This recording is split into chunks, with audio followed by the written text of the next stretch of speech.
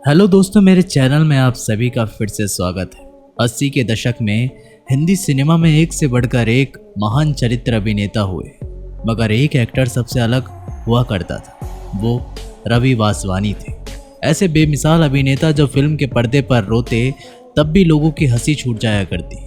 हास्य कलाकार भी बहुत आए, लेकिन जो भाव रवि के चेहरे पर दिखते थे वो कोई दूसरा अदाकार नहीं ला सकता। लेकिन क्या आपको उनकी जिंदगी के अंत का पता है? इतने बेजोड़ अभिनेता की मौत ऐसी आई जिसको जानकर ही आप हैरान हुए बिना नहीं रह सकेंगे। लेकिन आज हम आपको रवि वासवानी के फिल्मों में आने का दिलचस्प किस्सा और उनके अंत की जानकारी देते हैं। 80 के सिनेमा को जीने वाले दो फिल्म चाहकर भी भुला नहीं सकेंगे। पहली चश्मे बद्दूर और दूसरी जाने भी दो यारो। इन दोनों फिल्मों में एक बात समान थी, दोनों में ही महान अदाकार रवि वासवानी ने अपने हुनर की एक झलक दिखाई थी। ऐसा हुनर जिसने ताउम्र प्रेमियों के बीच रवि को अमर कर दिया। लेकिन क्या आपको पता है कि ये तो मैनेजमेंट ट्रेनी की नौकरी करने लगे थे, फिर बॉलीवुड कहाँ से पहुँच गए?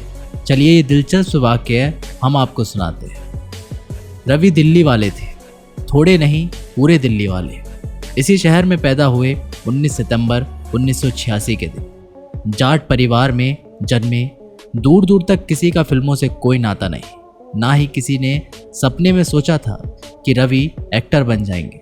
घर वालों ने तो इनको मसूरी भेज दिया था पढ़ाई करने। यहाँ के सेंट जॉर्ज कॉलेज में शुरुआत पढ़ाई के बाद ये वापस दिल्ली चले आए। यहाँ करोड़ीमल कॉलेज से ग्रेजुएशन करने लगे। अभिनय से थोड़ा लगाव था तो कॉलेज का ही थिएटर ग्रुप भी ज्वाइन कर लिए। इसके साथ ही दिल्ली के थिएटर सोसाइटी से भी वो लगातार जुड़े रहे। आपको ये जानकर हैरानी होगी कि इतने बेजोड़ अभिनेता रवि ने अभिनय सीखा ही नहीं था, वो तो बस इनके भीतर मौजूद था। जब भी मौका मिलता दिल्ली के नेशनल स्कूल ऑफ ड्रामा में एक्टिंग सीख रहे छात्रों से मिलते और उनसे अभिनय पर चर्चा करते। बिना सीखे ही उन्होंने सेंट स्टीफन कॉलेज में एक नई वायर बहा दी थी। उस जमाने में इस कॉलेज में सिर्फ शेक्सपियर के इंग्लिश नाटक हुआ करते थे, मगर रवि ने पहली बार वहाँ एक हिंदी नाटक किया, वल्लभपुर की रूप कथा। इस नाटक के साथ ही उनके अभिनय ने वहाँ धूम मचा कर रख दी थी। वैसे रवि वासवानी बम्बई जाने की सोचा तो करते, लेकिन दिल्ली छोड़कर बम्बई के धक्के खाना नहीं चाहते थे। उन्होंने जब किस्मत पर छोड़ दिया था और पढ़ाई पूरी कर मैनेजमेंट ट्रेनिंग की नौकरी करने लगे, लेकिन एक दिन किस्मत ने उनके दरवाजे पर दस्तक दे दी। हुआ ये कि दिल्ली के थिएटर से जुड़े रहने की वजह से उनकी फिल्मी दुनिया में कई दोस्त बन गए थे। इनमें नसरुद्दीन शाह भी थे। 1978 से 1989 के बाद होगी डायरेक्टर साई परांजपे एक फिल्म बना रही थी, स्पर्श। इस फिल्म में उन्होंने एक अंधे व्यक्ति का रोल नसीर को दिया था। एक दिन दिल्ली में नसीर और रवि की मुलाकात हुई। नसीर के पास फिल्म की थोड़ी स्क्रिप्ट थी। रवि ने स्क्रिप्ट मांगी और पढ़ने लगे। अचानक उनको वो स्क्रिप्ट पसंद आ गई। वो नसीर से जिद कर बैठे कि मुझे भी इस फिल्म का हिस्सा बनना है, भले ही मुझे अपना पर्सनल स्पॉट बॉय बना लो। नसीरुद्दीन शाह ने जुगाड़ लगाया और उनको फिल्म के प्रोडक्शन से जुड़वा दिया था। काम कुछ ही दिनों का था। ऐसे में वो फिर दिल्ली लौट आए, मगर उनको पता नहीं था कि किसी की नज़र उन पर थी। वो नज़रों वाली निर्देशक साई परांजपे थी, जिनकी जौहरी जैसी आंखें ने रवि वासवानी जैसे हीरो को परख लिया था। एक दिन रवि के पास एक खत आया। उसमें लिखा था, क्या मेरी नई फिल्म धुआं धुआं में एक्टिंग करना चाहोगे? फारूक शेख के साथ तुमको भी ढेर सारे सीन्स मिलेंगे। हंसी मजाक से भरी इस फिल्म में तुम्हारा भी सुपर डुपर रोल होगा। अगर तुम्हारी तरफ से हाँ है तो राजधानी से आने जाने का पूरा किराया मैं दे दूंगी। अगर तुम बॉम्बे नहीं आ सकते तो भी कोई बात नहीं, बस मुझे हाँ या ना में जल्दी बता दो। खुशकिस्मती से घर पर चलकर आए रोल को भला रवि कैसे मना करते। फौरन हाँ बोल दी और निकल पड़े मुंबई। धुआं धुआं फिल्म में उनको जयलखन पाल नाम के कुंवारे युवक का किरदार मिला, जो लड़कियों के पीछे भागा करता और दोस्तों जिसे जय नहीं जोमू पुकारते थे। फिल्म का नाम तो धुआं धुआं रखा गया था, लेकिन बाद में फिल्म का नाम बदल दिया गया और 1981 में ये चश्मे बद्दूर के नाम से रिलीज हुई।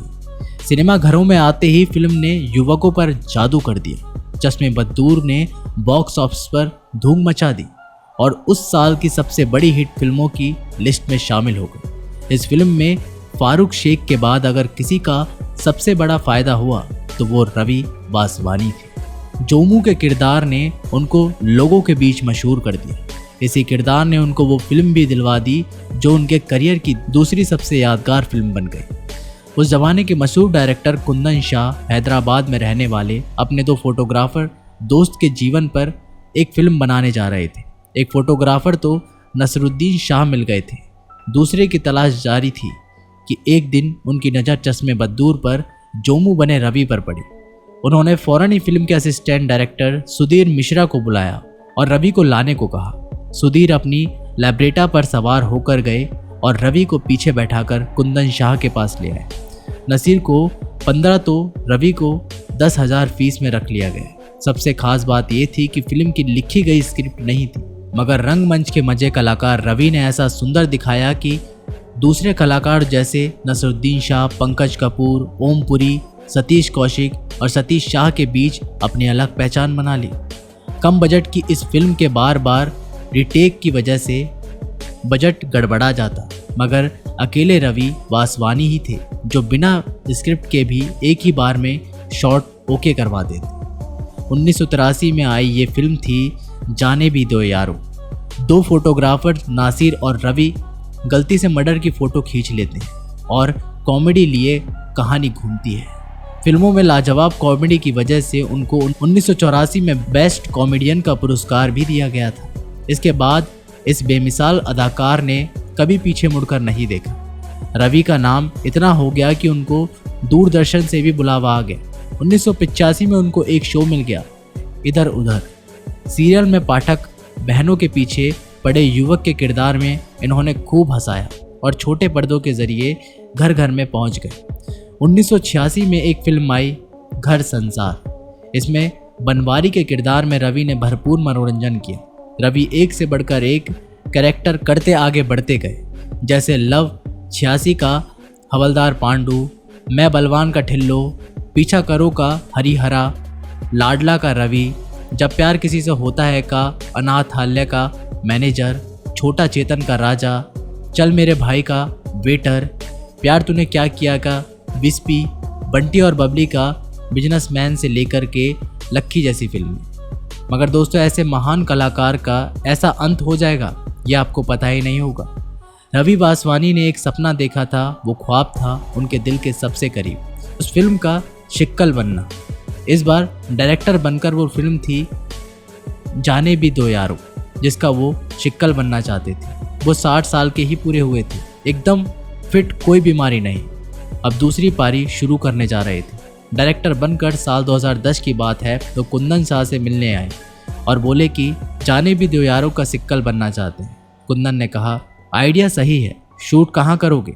रवि बोले नैनीताल सही रहेगा। फिर कुछ दिन बाद वो शूटिंग की लोकेशन तलाशने नैनीताल निकल पड़े। कई दिन नैनीताल में रुके, फिल्मों के लिए कई लोकेशन भी तलाशी और फिर वापस दिल्ली जा रहे थे। 27 जुलाई का दिन था, वो वापस आ रहे थे। अचानक उनके सीने में हल्का दर्द हुआ। पहले उनको लगा कि दर्द अपने आप सही हो जाएगा, मगर वो धीरे धीरे बढ़ने लगा और उनको सांस लेने में तकलीफ होने लगी। कुछ ही समय बाद उनको सीने में और दिल में दर्द इतना तेज हो गया कि वो तड़पने लगे और बेहोश हो गए। फौरन आसपास के लोगों ने उनको अस्पताल पहुंचाया। वहां डॉक्टरों ने जब चेक किया तो पता लगा कि उनको बहुत बड़ा दिल का दौरा पड़ा था, जिनके कारण उनको संभलने का मौका ही नहीं मिला और उनकी वहीं पर मौत हो गई। बाहर से फिट दिखने वाले रवि को पता ही नहीं था कि उनका दिल अंदर से बहुत बीमार हो चुका था और एक बड़े हार्ट अटैक ने सिर्फ 62 साल की उम्र में ही उनकी जान ले ली। रवि वासवानी ने कभी शादी नहीं की थी, इसलिए कोई परिवार ही नहीं था। बस वो बेमिसाल अभिनेता अपनी अदाकारी के जरिए लोगों के दिलों में याद बनकर रह गए। दोस्तों, आपको रवि वासवानी याद है या नहीं? उनका कोई किरदार या फिल्म आपको पसंद आई हो तो हमें कमेंट में ज़रूर बताइएगा। तब तक के लिए धन्यवाद।